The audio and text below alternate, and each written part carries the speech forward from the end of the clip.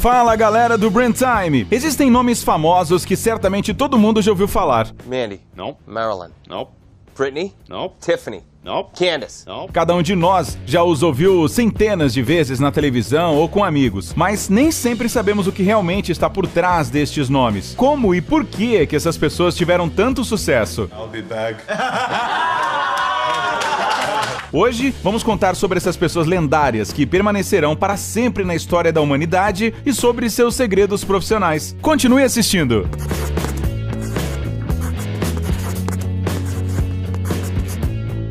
Bruce Lee. Este homem é provavelmente conhecido por todos, mesmo que você nunca tenha se interessado por história de artes marciais. Mas, para entender de uma vez por todas por que Bruce Lee é chamado de Super-Homem, vale a pena ouvir alguns fatos de sua curta, porém vibrante biografia. Muitos erroneamente acreditam que Bruce Lee era um mestre da tradição chinesa de Kung Fu. Na realidade, não é bem assim. O lutador lendário não aderiu a nenhum dos estilos conhecidos na época. Por isso, ele pegou o melhor dos diferentes tipos de artes marciais e combinou em uma escola separada, chamada Jeet Kune Do. Lee estrelou em 5 filmes de Hollywood, e ele tinha como alunos muitas celebridades da indústria cinematográfica americana. Mas por que é que ele ainda é considerado uma lenda? Primeiro de tudo, pela sua incrível técnica de luta.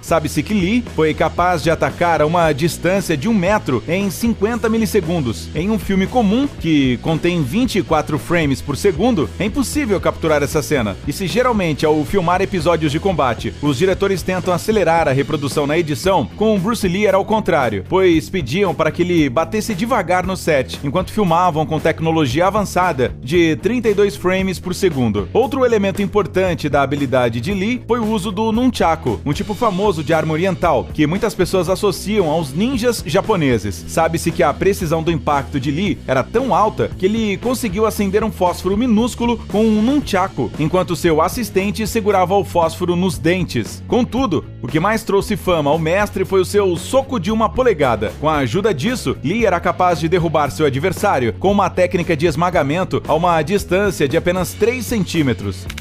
Jackie Chan.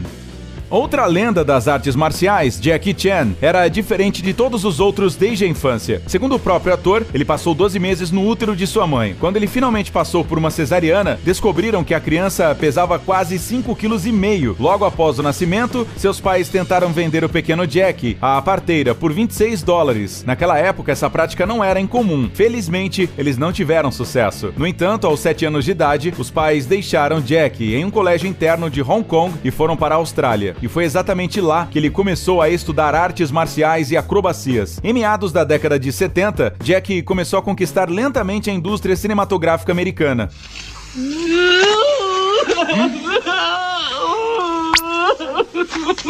Ele até conseguiu trabalhar no mesmo set com Bruce Lee, e depois da morte de Lee, Jack passou a fazer parte da chamada Bruce Mania, uma produção de muitos filmes de baixo custo sobre a lenda de Hong Kong. Mas Jack queria criar sua própria imagem, mais bem-humorada e alegre, de dublê e acrobata. E ele conseguiu. Com o tempo, o ator começou a gravar seu próprio filme, no qual nunca houve violência explícita, cenas obscenas e conflitos verbais, exceto os cômicos. E claro, acima de tudo, os fãs adoram Jack pelo fato de ele sempre executar todos os seus truques por conta própria. Não é de se admirar que ao longo dos anos de sua carreira, ele tenha sofrido uma lesão no crânio, 3 fraturas no nariz, repetidas contusões nos ossos das mãos e deslocamento de ambos os ombros, pelvis e externo. Além disso, Jack está listado no livro Guinness dos Recordes como um dublê que realizou o maior número de acrobacias em toda a sua carreira, totalizando mais de 1000 delas. A propósito, um dos cartões de visita de Jackie Chan são as cenas mal-sucedidas que ele mostra durante os créditos de seus filmes. Dessa forma, o ator quer mostrar às pessoas que os truques parecem simples apenas na tela, e reproduzi-los em casa é uma péssima ideia. Não é por acaso que o Jack e sua equipe de dublês estão na lista negra das companhias de seguros de todo o mundo. Com este nível de risco, nenhum seguro quer se responsabilizar por isso. Arnold Schwarzenegger.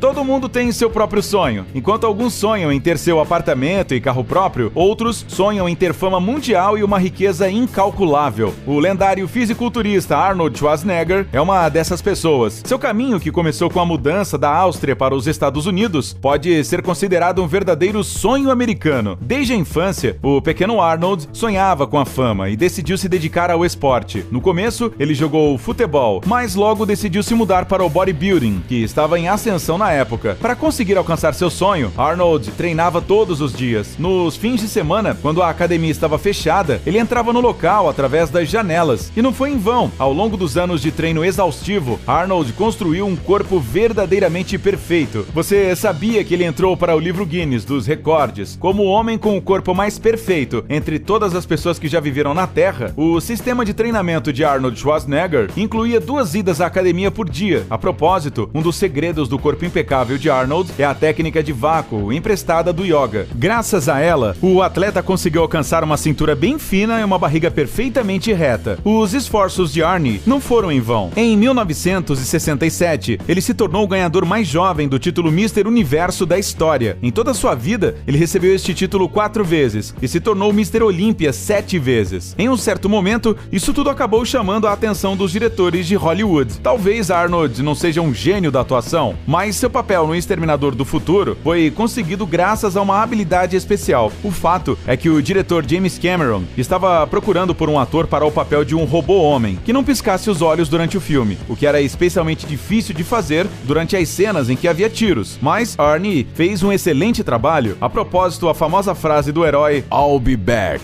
deveria ter sido falada como "I'll come back". No caso, esse errinho do ator, que não é falante nativo de inglês, caiu como uma luva na cena. Como resultado, a frase se tornou um bordão. I'll be back.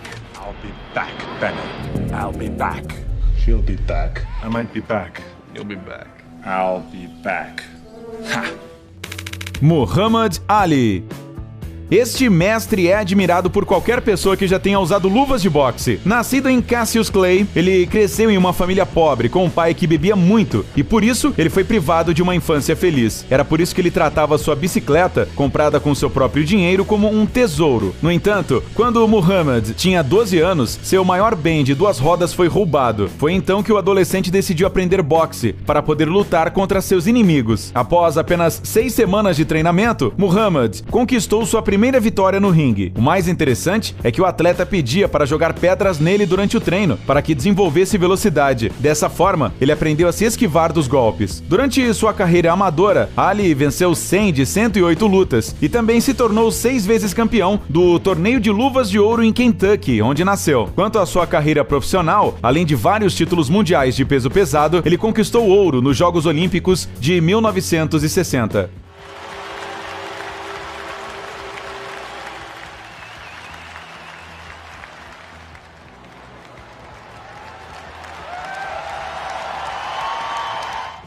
Stephen Hawking.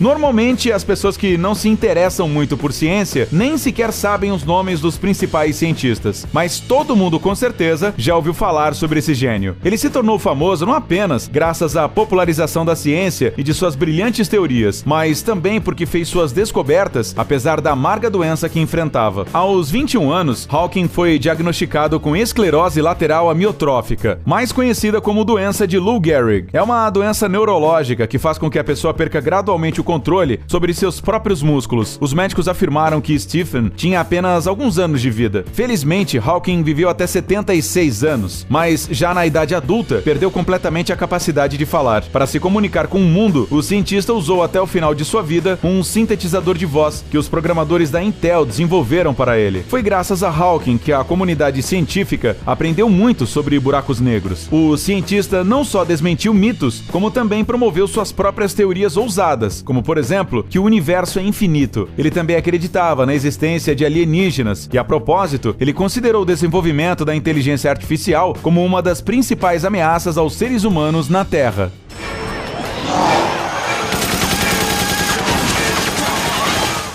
Steve Jobs. Um homem modesto, sempre vestido com blusa gola alta preta e calça jeans. Uma imagem que já se tornou emblemática e conhecida por todos. Não dá pra negar que Steve Jobs é o verdadeiro gênio digital da nossa geração. E ao que parece, não tinha nada que ele se interessasse mais do que tecnologia.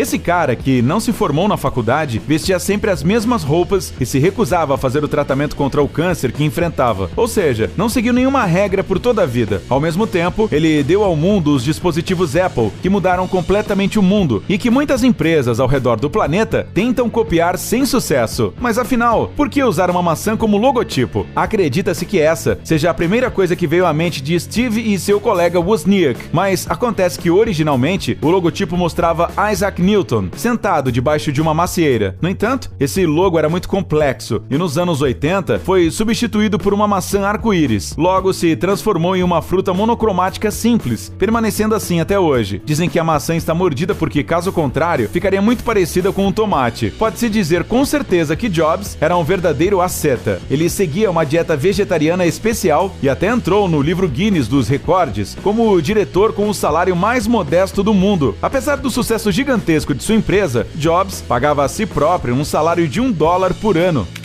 Bill Gates.